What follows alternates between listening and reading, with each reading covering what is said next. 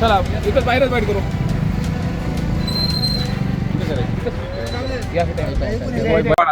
आज थंडी आहे पण तरी आपण बूथवरती बघितलं तर लोक येतात आणि मला वाटतं लोकांचा प्रतिसाद एकदम चांगला आहे. काय विजयाचा विश्वास आहे? कारण गेल्या 8 दिवसात तुम्ही चांगली मेहनत केलेली आहे आणि मतदार राजांना आव्हान देखील केलंय. आता मतपेटीमधून ते बाहेर येईल. गेल्या 8 दिवसापासून नाही पण निवडणूक विधानसभेची झाल्यानंतर वर्षभरापासून आम्ही रस्त्यावरती आहे आणि जिथं जिथं आम्ही बैठका सभा जिथं घेतल्यात त्याच्यामध्ये सर्व लोकांचा प्रतिसाद एकदम चांगला आहे. शहरामध्ये पैसे वाटप असल्याचा प्रकार समोर आलेला आहे.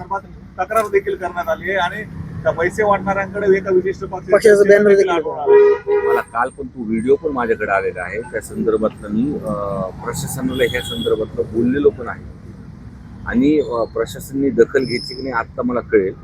पण जो प्रकार आणि जो व्हिडिओमध्ये जे लक्षात येते की पक्षाचं त्याच्यामध्ये पॉम्पलेट तिथे सापडलेलं आहे आणि कशा पद्धतीने एखादा हताश झाल्यानंतर लोक निवडणूक घसरल्या हातातून गेल्यानंतर हा प्रकार दिसून येतो.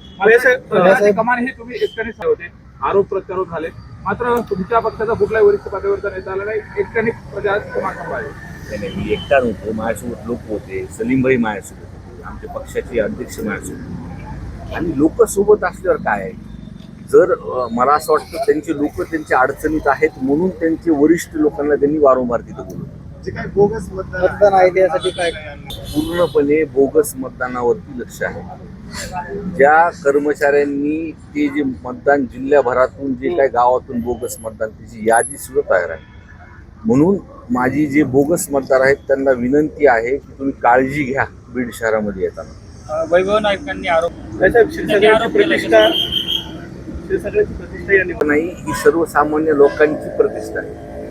आपण जर बघितलं आपण नगरपालिकेचे अनेक सांगितलं ना की त्यांची जे नवीन लोक जे त्यांनी घेतलेले आहेत तर ते अडचणीत असल्यामुळे त्यांनी वारंवार त्यांच्या पक्षश्रेष्ठींना बोलले असेल त्याच्यामुळे ते आले असतील. क्षीरसागर कुटुंबामधले पण हाच प्रश्न विचारतात पण आता प्रत्येक निवडणुकीमध्ये उत्तर लोक देतात. भैयासाहेब आपण जर पाहिलं तर बीड मी लहानपणापासून बघतो 20-25 वर्षापासून हाच नारा करतो पण क्षीरसागर असेल जो काम करेल तो टिकेल.